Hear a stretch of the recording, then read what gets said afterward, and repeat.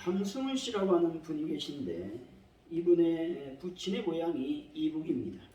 함경남도 흥원군인데 일사후퇴시에 흥남에서 배를 타고 월남을 했습니다. 증조 할아버지가 고향에 보통학교를 설립했으며 그 후에 할아버지가 이사장을 지낸 교육가 집안이기도 합니다. 함 씨는 어렸을 때부터 기억력이 좋아서 한국에서 이 독일인 학교를 다니다가 이제 고등학교를 졸업하고 이제 대학을 이제 독일로 갔습니다. 도르트문트 공대 도시학과를 전공해서 석사, 박사 학위를 받았다는 것이죠. 그런 34살의 아내와 사별하고 27년째 독신으로 아들 그 당시 5살이었고 3살이었는데 잘 키워서 큰아들은 고려대 병원에서 근무하고 둘째는 독일의 시투트가르트 병원에서 근무하고 있다는 것입니다. 헝가리에는 국립 데브렌첸 의과대학이 있는데 이 학교는 노벨 생리학상을 3명 배출했다는 것입니다. 유럽에 있는 의대는 영어로 강의하는 학교가 없다는 거예요. 대부분 이제 자기 나라 언어로 강의를 하는데 독일어, 프랑스어, 이탈리아, 스페인어 모두 자기 말로 가르친다는 겁니다. 그러나 헝가리 국립대학 4권 모두가 영어로 교육을 한다는 겁니다. 데브렌첸 의대는 헝가리 대학에서 언제나 선두권으로 졸업생은 미국 의사시험 합격에 이르게 되는데 거의 대부분 90% 합격 확률을 지니고 있답니다. 그리고 이 의대를 졸업하고 의사시험에 합격하게 되면 유럽의 의사 자격을 자동으로 취득하게 된다는 겁니다. 경남에 가면 경남 거창에 가면 고교 학력이 뛰어난 대안학교가 있습니다. 그곳에 거창 국제학교가 세워져 입학생은 조난 헝가리 국립 데브렌첸 의과대학에 진학시켜주는 조건으로 신입생을 받는다는 것입니다. 그의 목적은 유능한 인재를 양성해서 세계 도처에서 의술을 배우도록 한다는 것이죠. 의사는 돈 버는 직업이 아니라 남에게 베풀 수 있는 직업으로 세계를 무대로 봉사하는 의사를 키우고 싶다고 말하고 있습니다. 거창국제학교는 학생이 모두 60명입니다. 한 학년에 20명, 교사는 13명입니다. 학생 전원이 기숙사에서 생활하고 학생을 상대평가하지 않으며 일정한 학력 단계를 위한 절대평가 방식으로 성적을 관리한다는 것이죠. 학생 중에 형제, 자매 등 남매가 30%에 달합니다. 그래서 의사가 되어 남에게 나눠주는 것을 잊지 말아야 하는 기독교 정신으로 가르치고 있다라는 것입니다. 가난한 학생은 아주 적은 비용을 대면서 앞으로 졸업 후에 장학금으로 이제 학교에 이 기부하는 조건으로 아주 적은 돈으로 수학을 할 수 있다라는 것이죠. 그리고 너희는 세상의 빛과 소금이 되라고 하는 교훈으로 교육을 하고 있다는 것이죠. 요즘 의대가 많이 관심하고 있습니다. 서울의 공대 학생 50%가 의대로 지금 가고 있다는 거예요. 이게 지금 기후 위기, 기타 등등의 여러 가지 위기 때문에 이 의사가 아주 중요한 직책으로 떠오르고 있다는 사실을 우리가 알게 하는 대목입니다. 하나님의 말씀으로 가르치고 그 말씀대로 여러분 살아가는 것이 이 학교의 교훈이라고 하는 것이죠. 세상의 빛과 소금이 되어 하나님 나라를 확장시키는 것이 기독교인의 사명인 것입니다. 예수 믿는 이들이 어떤 모습으로 사회에서 자신의 일을 감당하느냐에 따라서 세상 사람들이 감동할 수도 있고 욕할 수도 있다는 것입니다. 사랑하는 성도 여러분, 하나님의 백성으로서 세상에서 맡은 바 자신의 일들을 성실하고 최선을 다해서 감당함으로 세상의 빛과 소금의 삶을 살아가는 분들이 다 되시기를 예수 이름으로 간절히 축원드립니다. 오늘의 말씀은 빛과 소금의 비유와 예수님께서 율법의 완성이심을 설명하고 있는 대목입니다. 먼저 13절에서 16절까지는 빛과 소금에 대한 비유인 것이죠. 소금은 두 가지 주요 기능이 있는데 하나는 맛을 내는 기능이고 둘째는 부패를 방지하는 기능입니다. 수금은 자신을 녹임으로써만 그 기능을 다할 수가 있다는 것이죠. 이것은 성도들이 이 세상을 아름답고 좋아 있는 세상으로 만들어가기 위해서는 철저한 자기 희생과 봉사의 삶을 살아야 된다는 것입니다. 그리고 17절에 20절까지는 예수님께서 선포하시는 하나님 나라의 법이 구약 율법의 부정이 아니라 율법의 완성임을 밝히고 있는 본문입니다. 오늘 본문을 통해서 빛과 소금이라고 하는 제목으로 빛과 소금의 삶은 어떤 삶이며 소금과 빛의 존재로 살아가려면 어떤 삶을 살아가야 되는지 하나님의 은혜를 나누도록 하겠습니다. 먼저 빛과 소금이란 삶은 어떤 삶을 말하는 것이겠습니까? 그것은 착한 행실로 삶을 살아가는 것을 말하고 있습니다. 우리 16절이죠. 한번 읽어봅니다. 시작.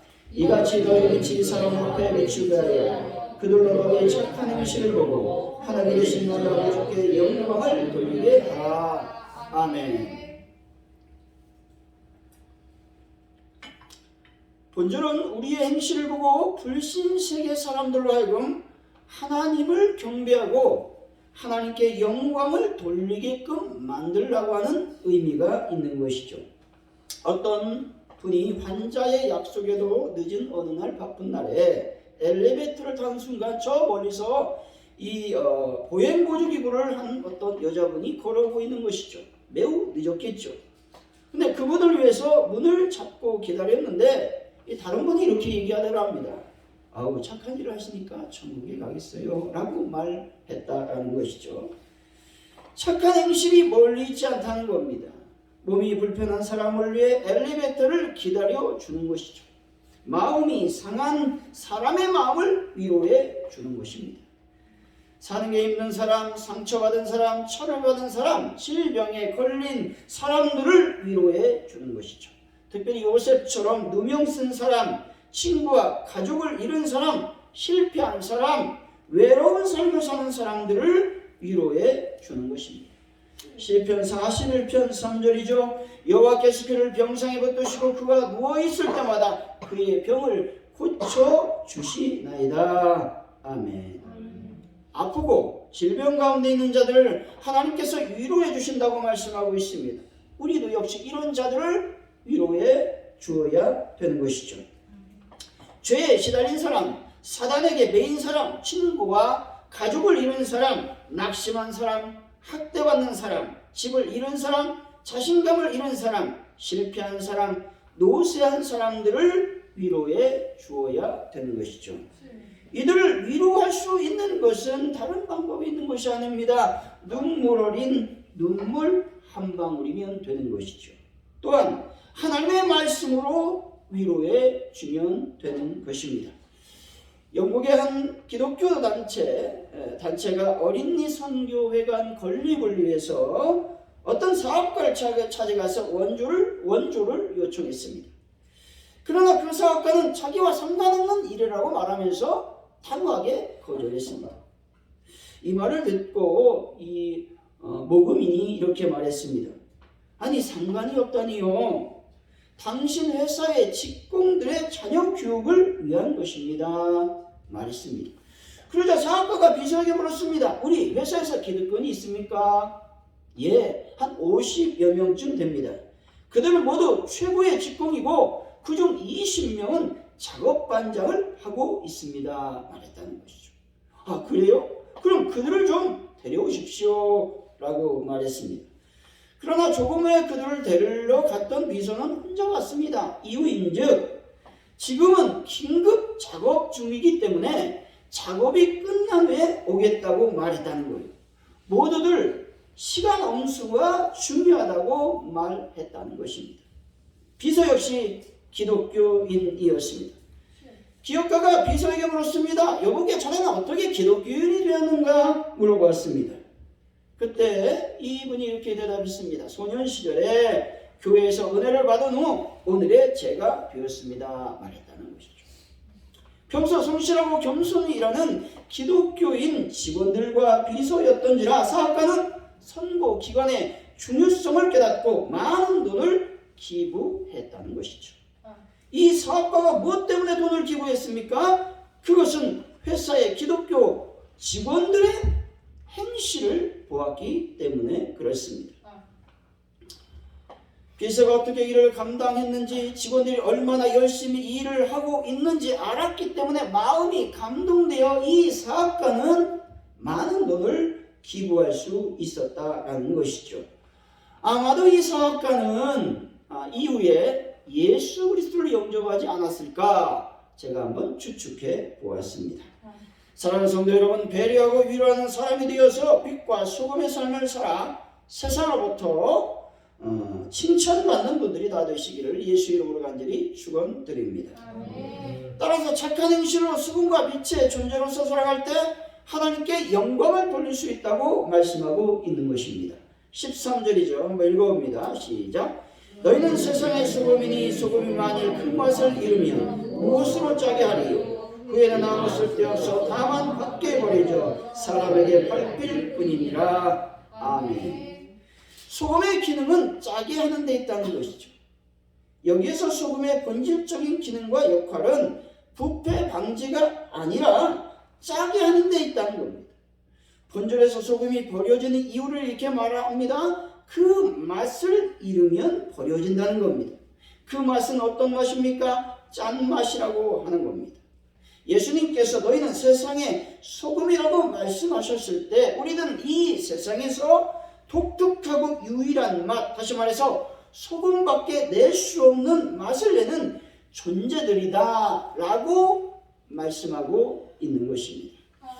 14절 15절이죠. 한번 읽어봅니다. 시작. 너희는 세상의 빛이라 산에 있는 동네가 숨겨지지 못할 것이요 사람이 등불을 켜서 발 아래 두지 아니하고 등경 위에 두나니 이러므로 집안 모든 사람에게 빛이 있느니라. 아멘.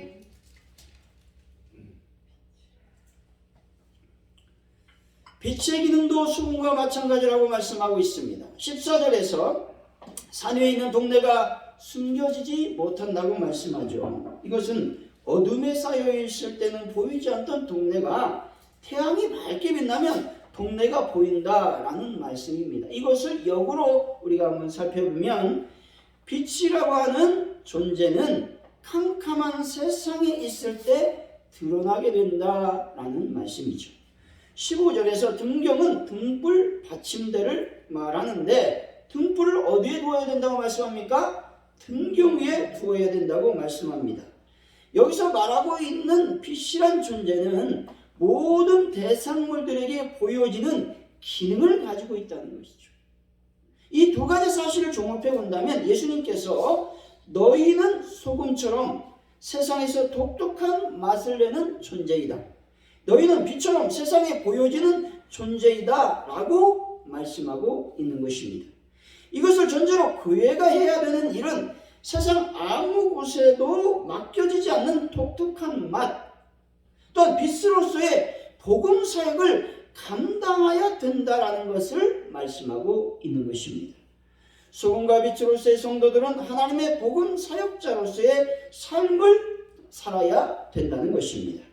사랑하는 성도 여러분, 하나님의 복음으로 무장하여 소금과 빛의 존재로서의 삶을 살아가는 귀한 분들이 되시기를 예수 이름으로 간절히 축원드립니다.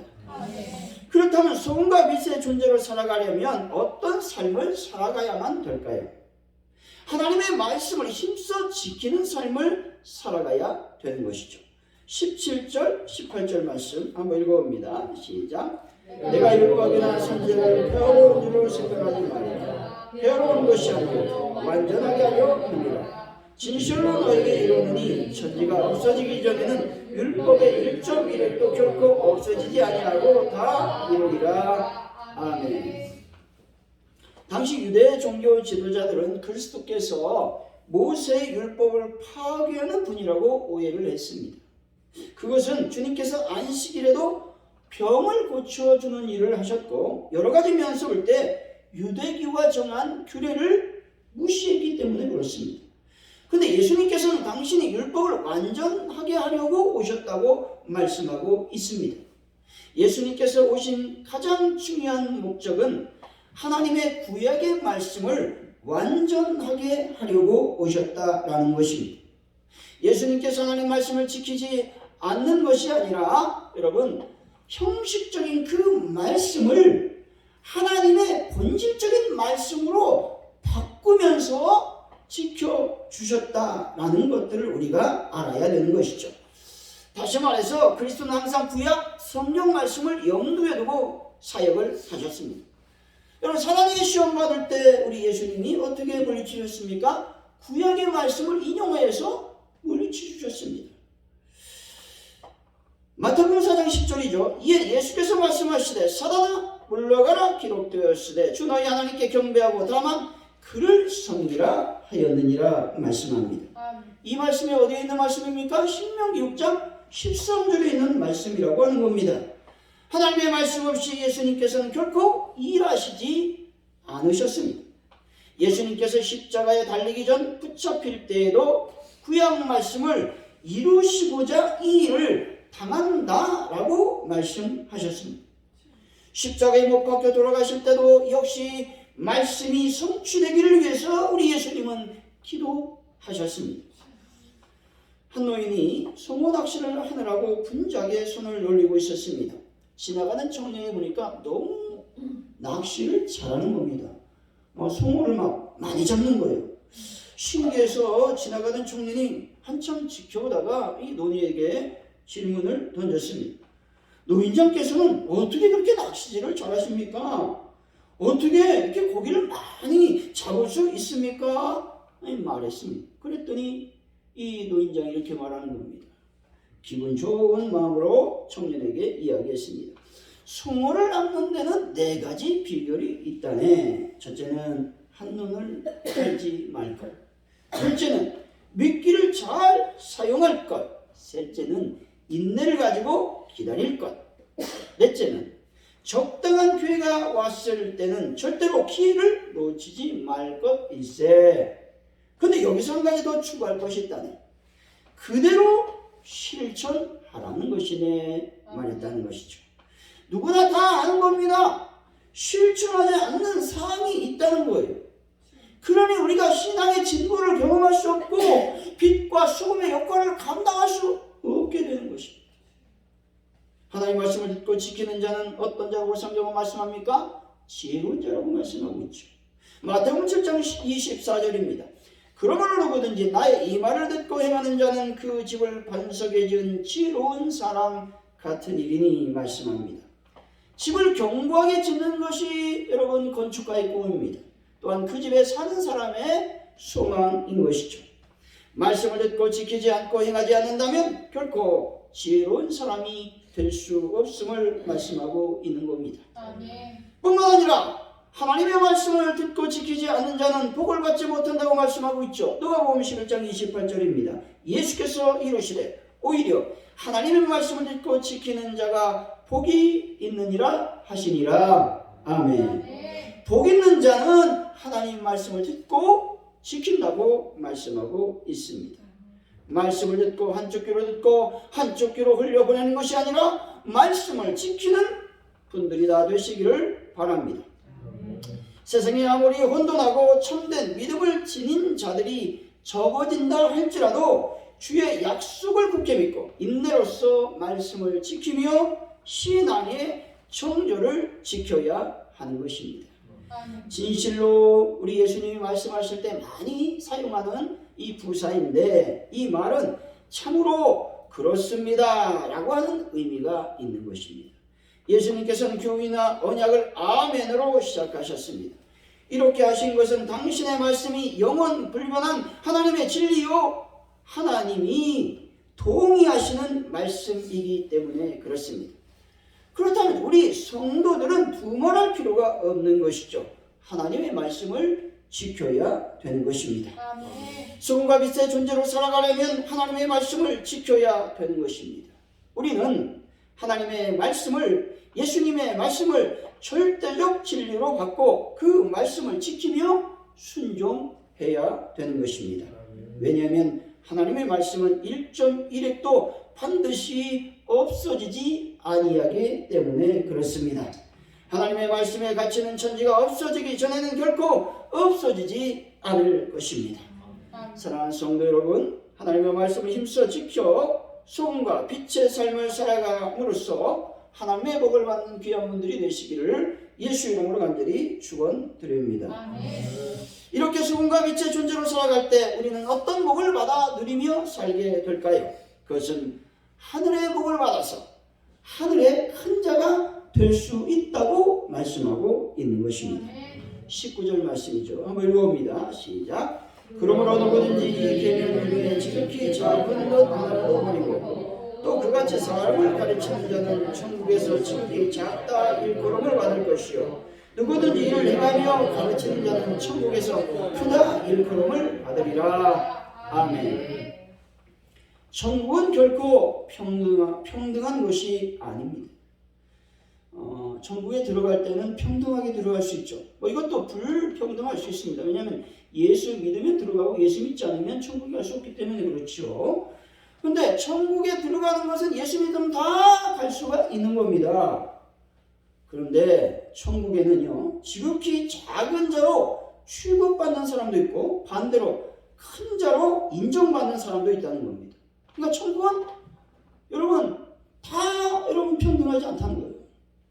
하나님 안에서 온전한 사람도 있고 불완전한 사람도 있다는 것이죠. 하늘에서 큰 자를 예수님은 이렇게 말씀하십니다. 마태복음 18장 4절의 말씀입니다. 그러므로 누구든지 이 어린아이와 같이 자기를 낮추는 사람이 천국에서 큰 자니라 말씀합니다. 기도를 많이 해서 응답받는다고 천국에서 큰 자가 될 수 있을까요? 아니라는 겁니다. 귀신을 쫓아내고 능력을 행하고 믿음으로 산을 옮길 만한 신앙을 갖고 있다 할지라도 하늘에서 큰 자가 될 수 있습니까? 그럴 수 없다고 말씀합니다. 그럼 누가 하늘에서 큰 자라고 말씀하고 있습니까? 자기 자신을 바닥으로 낮추는 겸손한 사람인 것입니다.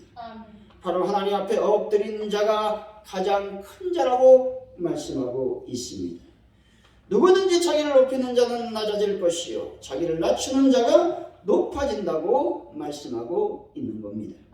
신명기 11장 14, 15절입니다. 여호와께서 너희의 땅에 이른 비 늦은 비를 적당한 때에 내리시리니 너희가 곡식과 포도주와 기름을 얻을 것이요 또 가축을 위하여 들에 풀이 나게 하시며 내가 먹고 배부를 것이라 말씀합니다. 무슨 말입니까? 소금과 빛의 삶을 살게 되면 하늘의 복을 받을 수 있다고 말씀하고 있는 거예요. 하나님을 사랑하여 마음을 다하고 뜻을 다하고 힘을 다하여 하나님을 섬기게 되면 하나님의 즉 하늘의 복을 받을 수 있습니다. 이른 비와 늦은 비를 주신다라고 하는 말은 복을 받을 수 있는 모든 환경과 상황을 만들어 주신다는 겁니다. 여러분 비가 내리니 땅이 촉촉해서 어떻게 됩니까? 풀이 막 자랄 겁니다. 풀이 자라니 풀이 주식인 가축이 어떻게 합니까? 많이 먹고 배부르고 살이 통통하게 찌고 여러분 가축은 배가가 된다는 겁니다. 다시 말해서 모든 자연과 환경은 그야말로 우리에게 주시는 하나님의 축복으로 바뀌게 된다 말씀하고 있는 겁니다. 결론적으로 말하면 소금과 빛의 삶은 착한 행실의 삶을 말합니다. 착한 행실로 소금과 빛의 존재로 살 때 하나님께 영광을 돌릴 수가 있습니다.